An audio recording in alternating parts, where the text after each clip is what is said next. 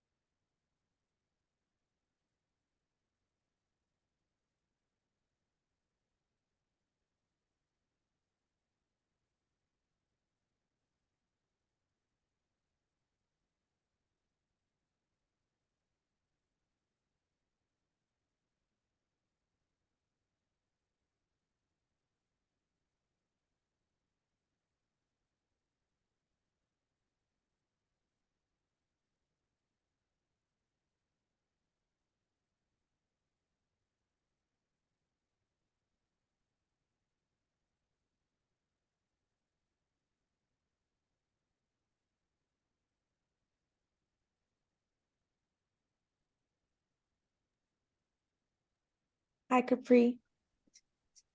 Hello, I came on just to say a big thank you to our panelists. Definitely, you all have a wonderful panel here with you, and I'll let you do the introductions. But Commissioner Montes is someone that's very dear to us, and of course, Kamilah Moore is a living history maker here in California. So you all are in very good hands. I'll let you read the admonitions and let you all get started on this panel, but just wanted to pop in and say thank you to these legal giants that are helping us in this space. Thank you. Of course, so nice to see you, Capri. Keep the faith, keep the fight. Thank you, Capri. Thank you, Mina. Thank you, Mom. Bye. Okay, so as we have more people coming in, I think we're gonna start already. Well, welcome guys to breakout room number 2. This is surviving your 1L year. This breakout room rotation will be for 40 minutes. So let's take advantage of the time that we have and let's grill our amazing speakers and panelists. My name is Blanca Godoy, and I'm also a prospective law student, so I'm very interested in hearing your answers. And I'm honored to be the staff assistant for you both.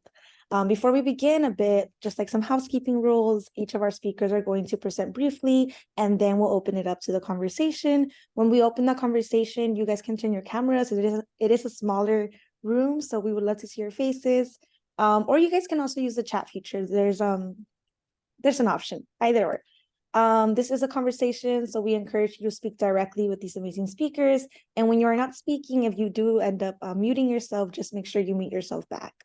So with that being said, let me introduce you guys to Kamilah Moore and Marissa Montes. First of all, Kamilah Moore. She is a reparatory justice scholar and an attorney with a specialization in entertainment and intellectual property transactions. As a law student, Moore contributed to human rights reports related to domestic and international human rights issues.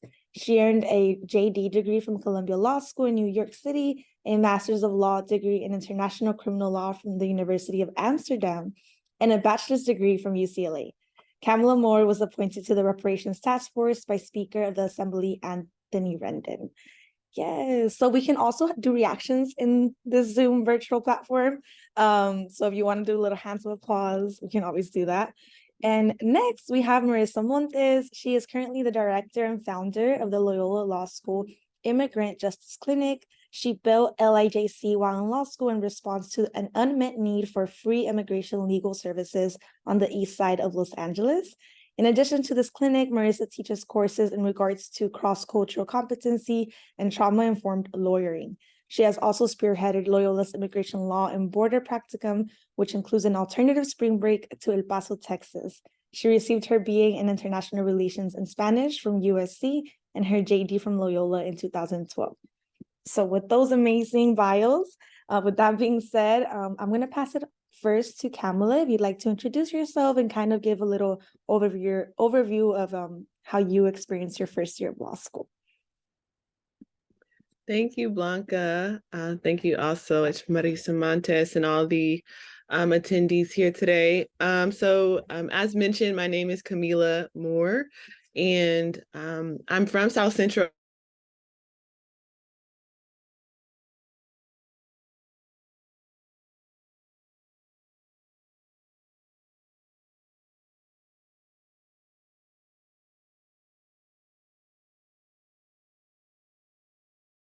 Oh, there's something. Okay, you were frozen, Blanca. So I was just talking as if nothing was wrong, but everyone heard me, right? So I can just continue. Okay, cool.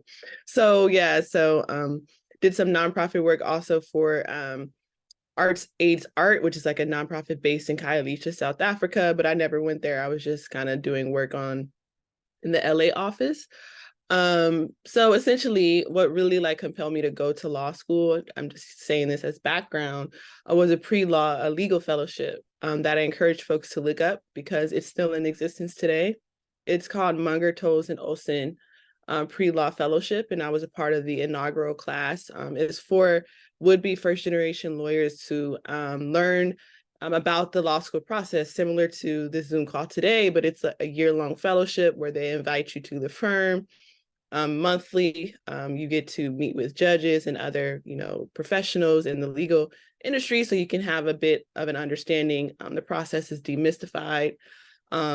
They pay for your LSAT test prep, and so many other things that they were very helpful.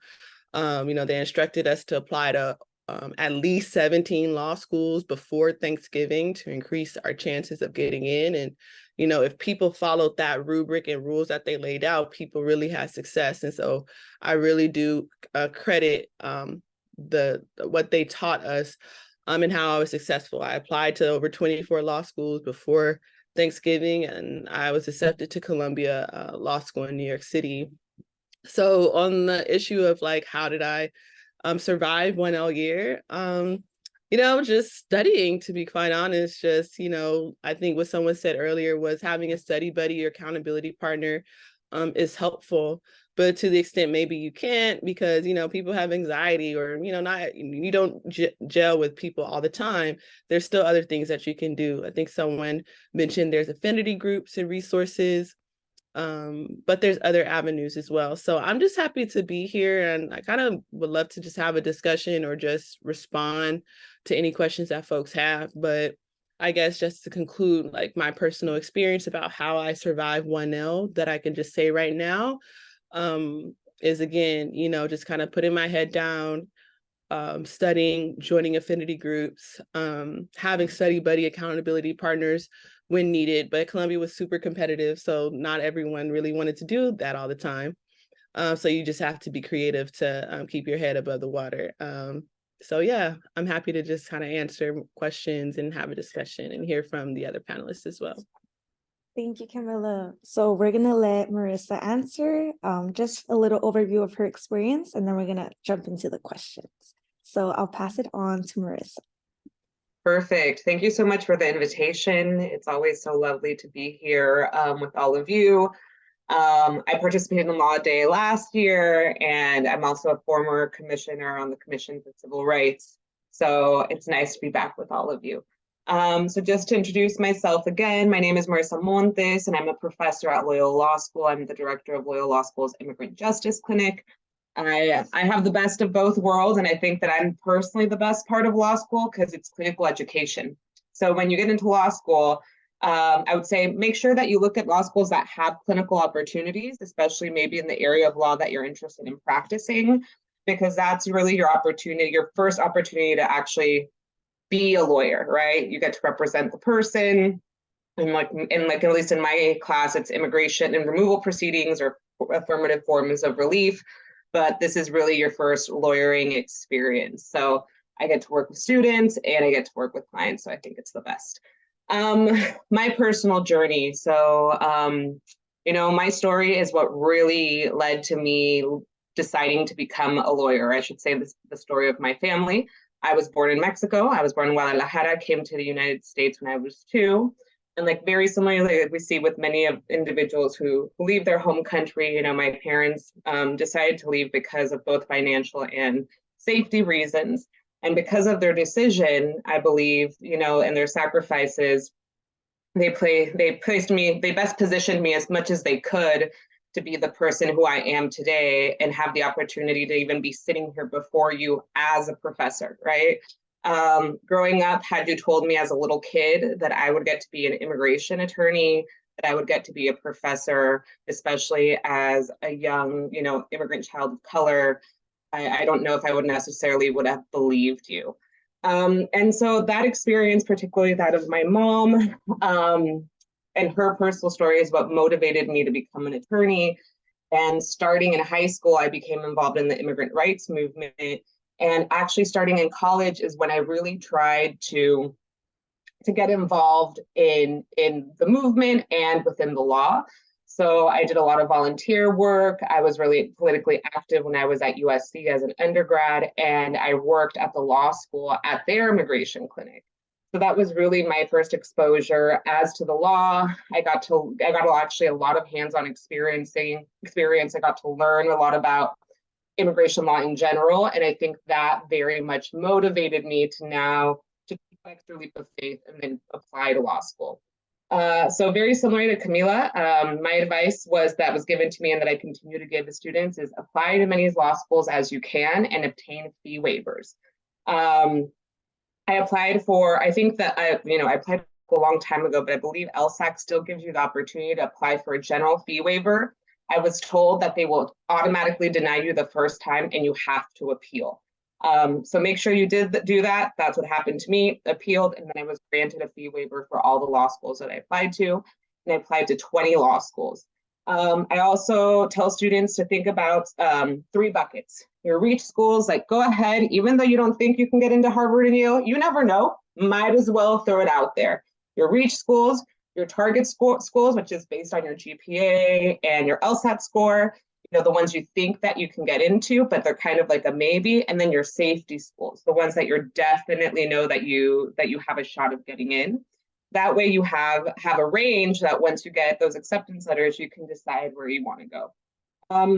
I know a lot of people tell me like, oh, Marissa, like I didn't get into a top 15. It doesn't matter, right? If you get into a top 10, top 15 school, yes, they have, the upside is that notoriety basically, but then you should think regionally. Where is it that you want to practice law? For example, I get a lot of students who tell me I got into Hastings, or which I think it's now UC, I think they changed the name of Hastings. UC Hastings up in San Francisco and Loyola. Where should I go to? And I basically tell you, do you want to practice in the Bay or do you want to practice in LA? Because that was basically what's going to determine where you should go to law school, because the law is also a lot about who you know.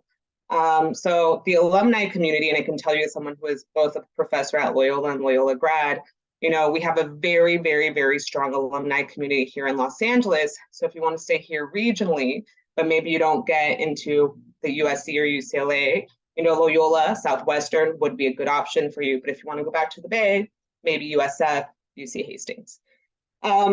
So the fact that you don't get into a top 15, it's okay. At the end of the day, it's who you are and what you make out of it. Regarding your 1L year, it is incredibly hard. I went straight through from undergrad where I got really good grades. I was having the best time of my life at USC, and then basically had a very rude awakening when I was at Loyola.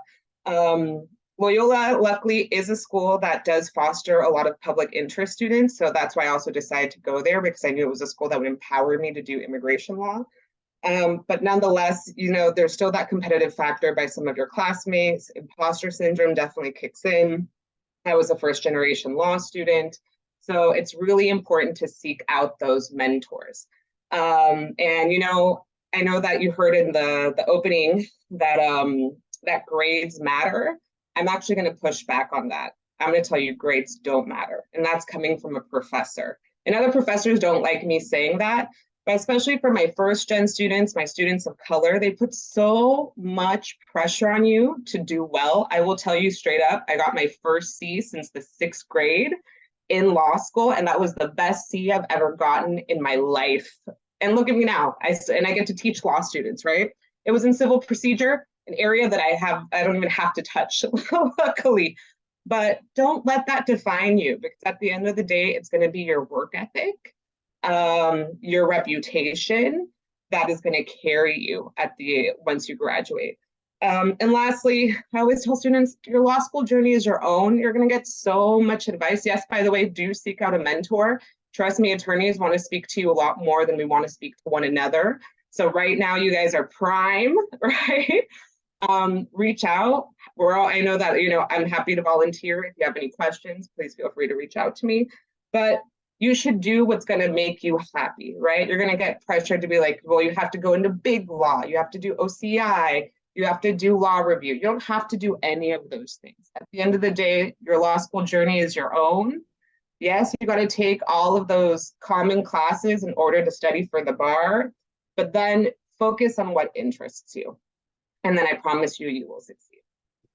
Thank you. Thank you both for sharing your insights. I think a question right off the bat is why do we focus on like the rigor of 1L? Could you guys, or would you guys mind explaining the difference between 1L and your 2 and 3, and maybe the significance that it has on the rest of your like law degree? Well, I think to her Marissa's point, 1L is not as definitive as people might think it is. I didn't get the best grades, to be honest. I got all B's on my 1L year, which, and I think I got a B- in property. I think that Columbia, I don't think they gave out like D's or F's or anything, but like B-, like that was like, ooh, like I remember vividly like telling what I thought, were my friends at the time. Oh my God, I got a B- in property. And they completely like made fun of me for it. So it is what it is. But to her point, it's not definitive. Like first year you had to sorry, that's my nephew. He's trying to see what I'm doing. But first year you have to take all required classes. But 2 or 3 year you get to decide what classes you want to take. So my 2 or 3 year, I took a lot of classes. I'll wait. I'll go ahead. Marissa, if you'd like to jump in on Yes, yeah. Of course. I forgot what the saying is, but it's like the 1 year first year they work you to death, your 2L year they scare you to death, 3 year they bore you to death is what they tell you. I think it's that way. I forget which order it is. I know the last one is bore you to death. But the thing with law school is that law school, part of it is it's teaching you a new way to think. So basically everything you've learned in school before, how you write, how you think, it's completely different. So I always tell students becoming lawyers, like almost going through a pledging process. I know that's what I equated to, but many coming out of college seem to understand this, right? First, you have to take the LSAT, then you have to apply to law school, and then you have to make it through your 1L year, and your 1L year is like your test, right? And where you're going to be stuck in classes that probably are going to be very boring. You're going to be learning new words and lingo. Like there were words that I remember my professors would use, and I'd be like, I don't even know what that means. Get yourself a legal dictionary, right? But it's this whole new way of thinking. It's a different way of studying. It's not necessarily just like rote memorization that you would do for like an exam, right? It's actually application of the law. So your law school exams, which usually just have one for each class, right, is basically like a fake case that they present you. They present you a fact pattern, and then your job is then to say, this is what's going on legally in the case, and this is how the law applies to the facts that they gave us, and this is what the solution would be, right? But it's a completely different way of thinking, which is why 1L year, I think, is so difficult, right? And also, they teach you how to write like a lawyer, which is actually incredibly boring and to the point, right? When you're used to in college, all of those awesome flowery language papers you get to write, but you get more room for that as you continue on to your journey. Then your 2L year, it's like you're still in that shock from your 1L year. And I'll tell you this, I didn't do that well my 1L year. I told you all I got my first C since 6th grade. My 2L year, first semester, I got all A's and 1B, right?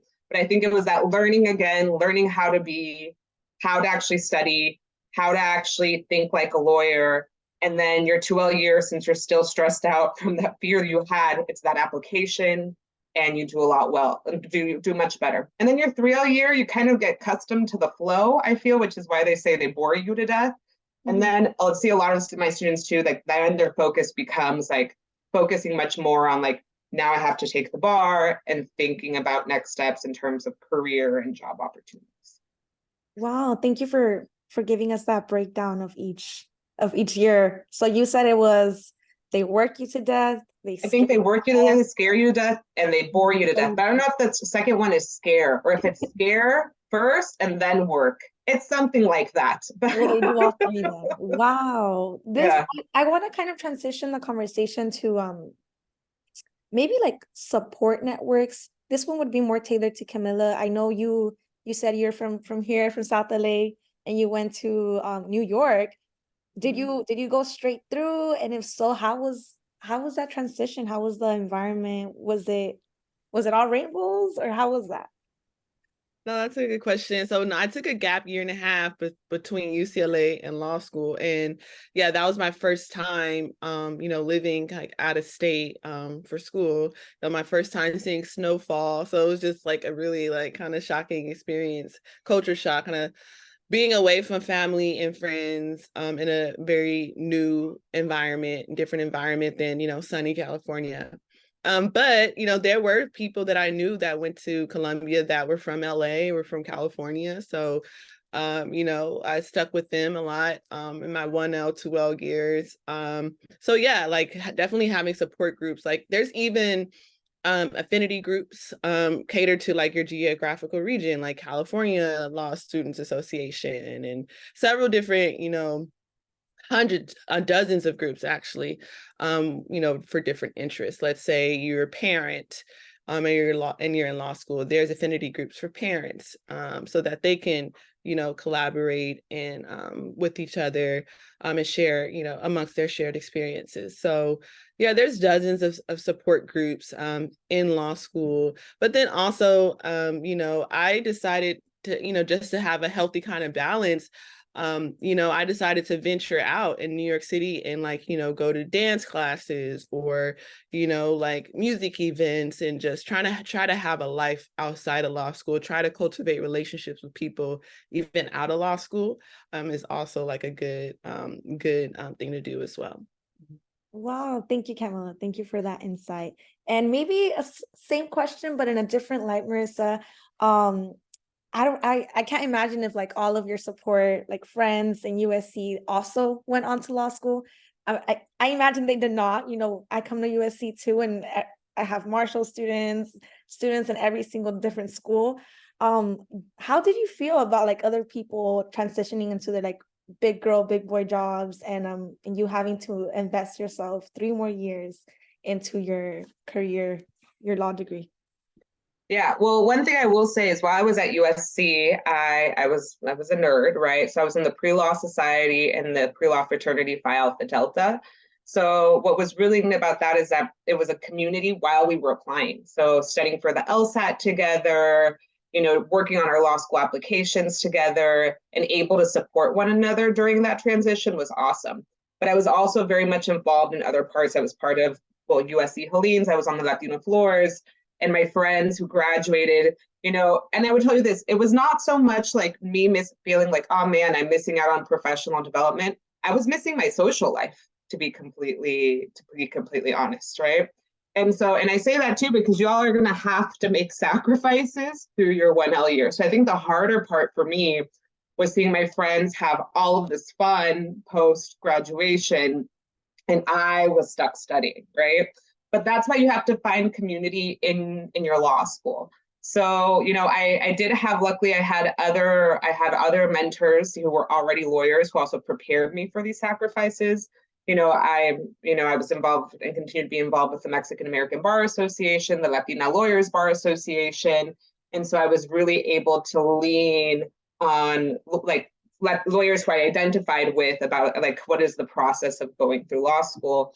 And then my community within law school. So I was involved in La Raza de Loyola, but I was also part of the Public Interest Law Foundation, the Immigration Law Society. So I had my community within the law school as well, we all had like joint, like common goals, and we were able to support one another. So it's just finding that. Another thing too that I love telling my, especially my students of color, those who come from immigrant backgrounds, sometimes our families don't understand. That's another thing, right? I can tell you very much, like, Thanksgiving is a horrible time for a law student because it's right when you go into law school prep. And it's really hard for your family to not understand, like, why isn't you can't play an active role during the holidays, right? And I remember I had to have mentors, or I even as a professor have had to speak with parents personally as to, like, kind of laying off the student a little bit to give them that space to really study and focus on finals. And like I can tell you too, like, I remember when I told my dad that I passed the bar exam, the first thing he told me was, "You see, I don't even know why you were that worried about it. You'd pass it anyways." Was his first response to me. So sometimes do I say that because sometimes, especially as a first gen law student, you're kind of navigating this by yourself. And sometimes family and friends won't always understand, even though they'll be incredibly proud of you, right? They don't understand the workload and the sacrifices. So make sure you lean on others within your community to start this basically marching forward. Wow, thank you so much, Marissa. I also want to open it up to any student here or any person. You guys can unmute yourself or put it in the chat.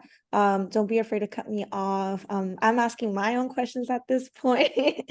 But please, this is an opportunity for you guys as well to come in and, ask real professionals and real people that went through the process that are willing to speak to us. But if no one has a question at the moment. Can I just finish this the statement before my nephew came in? I was gonna say, yes, my 1L year, I think mostly across all law schools, you have to take required classes, but 2L, 3L year, you have more autonomy, independence to pick your classes. So that's where you should thrive throughout all 3 years of law school. But don't be discouraged, let's say, if you don't get the best grades or that you were expecting your 1L year, because you're able to really show improve those last 2 years. And luckily you can show improve in the fields that you're interested in. So my 2L and 3L year, I had interest in intellectual property and entertainment law, but I also had interest as well in civil and human rights related to reparative justice. And so my 2 and 3L years, I did just that. I bifurcated, my classes between civil and human rights related courses. I even was a clinic student for the Human Rights Clinic. I was even able to travel to places like Papua New Guinea to help Indigenous Black women with securing reparations in their region. But then I was also able to, again, take courses on intellectual property related issues like copyrights, trademarks, unfair competition. I was able to intern during my 2L year while taking classes, was able to intern, for instance, at the NFL legal corporate department. So again, don't get discouraged if you don't get the best grades that you were expecting your 1L year, because there's so many other opportunities out there for the rest of your career.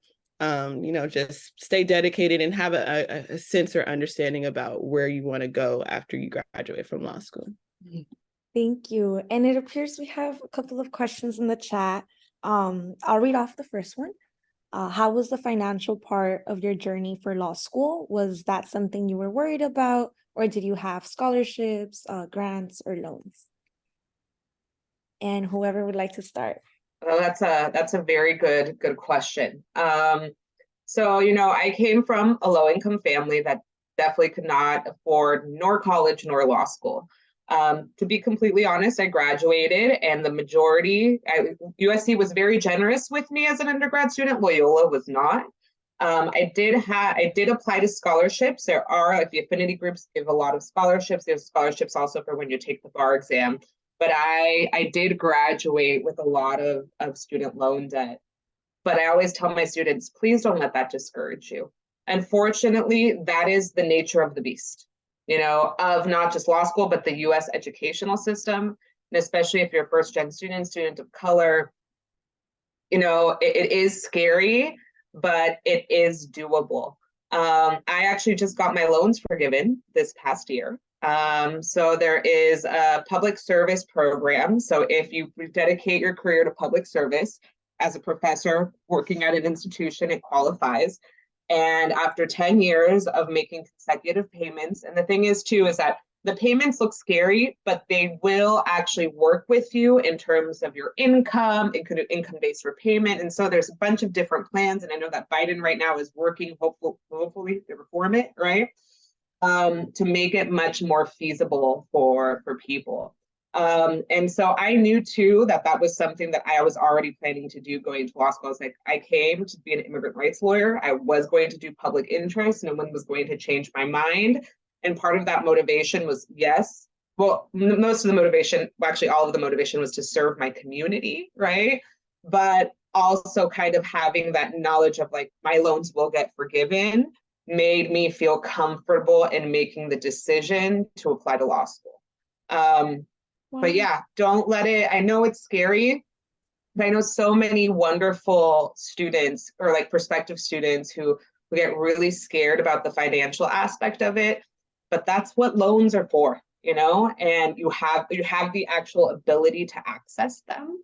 And, you know, I've had other friends who've done the corporate route and paid for them right away, right? It did take me 10 years, but my student loans, I had over $300,000 of student loans. You know, that was plus with interest and everything after 10 years, and it's gone. So it's possible. It's possible. Yeah. Wow. Wait, that's a lot of money. So that is really great to hear. Yeah. They erased it. Yeah, And then I would like to also give Kamilah the option to answer the question. Yeah, so you know, being from Los Angeles, went to UCLA. I graduated with no student loan debt at UCLA, fortunately. Also low income student. I, you know, was in the dorms my freshman year. Then I had to commute my sophomore year because I couldn't afford to stay in the dorms. And then my junior and senior year, I became a resident assistant. So, you know, game in the system like that. So that was how I was able to, you know, graduate from UCLA with no loans. And it was a great experience being an RA as well. But yes, I did graduate from law school with student loan debt, and I did not go the public sector route, at least for, yes, my legal career. I did serve as the chairperson of the California Reparations Task Force, and so that's definitely public service oriented. But since law school, I've been working at, you know, law firms, commercial litigation law firms, entertainment, intellectual property law firms. So I am on the hook for my loans. But to either Palina's point, I would say, yeah, don't let that, you know, discourage you. I'm very happy with what I do. And, you know, it's my responsibility to pay the loans back, and I'll do it. And hopefully there's some student loan reform, but other than that, you know, going to law school is a choice. And to the extent that you can, you know, apply for scholarships before you enter law school, during law school, please do that. Yeah, it's just like she said, you know, the nature of the piece. Thank you. Thank you guys for answering. I've heard it's like one of the best investments. Like at the end of the day, it's like a house. I'll come back. But we do have another question, and they said, I have heard that there's nothing that you can do to prepare for law school and the challenges it presents. Are there any classes in undergrad someone can take to gain some insight, or is this view actually true? And then we can have Marissa start. Yeah, that's a very good question. So I get a lot of students who tell me like, well, that's why I studied poli-sci, international relations philosophy. We get a lot of those applicants, right? And it makes sense because of the policy, politics behind it, but you can actually study whatever you want in undergrad. You know, I've had students who have an engineering background. I've had students who have studied music, right? So I would say your undergrad is the time where you really get to explore the things that you enjoy. And I would say, go for it. In terms of prepping for law school, in classes that you can take, while I was at USC, I did take a crim law class that was taught by an actual professor at the law school. And now in retrospect, it was much, much easier than what your law school classes are. I did feel like it gave me some sort of preview. And honestly, more than your experiences in undergrad and like classes that you can take. I mean, I know that there's some schools that offer like logical reasoning and stuff like that that could be helpful for the LSAT.